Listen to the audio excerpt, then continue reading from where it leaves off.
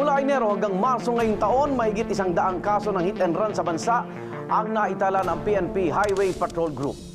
Alamin ang proseso sa pagsampa ng reklamo sa mga ganitong insidente. Nakatigil ang ilang sakyan sa isang intersection sa Dasmariñas, Cavite, pasado alas 3 sa madaling araw noong April 5. Habang naghihintay ng makaabante ang motorsiklo, isang kotse ang dumiretso at napangga ang motorsiklo sa likuran.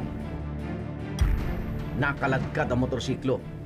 Huminto ang kotse sa di kalayuan, pero bigla itong umatras at saka tumakas. Sa Rodriguez, Rizal, isang lalaking tumatawid sa pedestrian lane ang nabundol ng motorsiklo. Tumakas ang rider at iniwang nakaupo sa kalsada ang biktima. Makikita sa video na nilabag ng rider ang double yellow line na markings na nagsasabing bawal mag-overtake. Ilang traffic enforcer ang umabol sa motorsiklo pero hindi na nila ito inabutan. Dagtamo na sugat ang biktima na isa palang working student.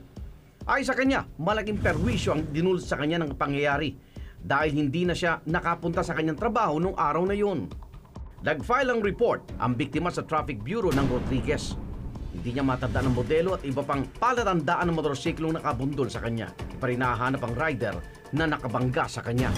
Tinakbuhan din ng driver ang nabangga niyang motorsiklo sa Dasmariñas, Cavite noong April 5. Pasado alas 12 ng hating gabi, nasa pulang isang SUV ang palikong motorsiklo na may sakay na 3 magkakaibigan. Ang mga sakay ng motorsiklo, lahat tumilapon. 2 sa kanila ay menor de edad. Lahat sila ay walang suot na helmet. Mabilis ang umalis sa lugar ang driver ng SUV. Ay sa mga saksi, nagpatay di umano ng ilaw ng sakyan ng driver para hindi makita ang plate number nito.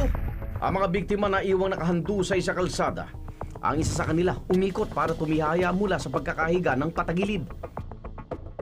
Pero mapapansin na bigla siyang huminga ng malalim. Ilang saglit pa ay makikitang bumilis na ang kanyang paghinga. Depende sa impact yung pag tinamaan. Kasi karamihan yan, alam mo, pag tinamaan ka, masakit, may pain yun eh.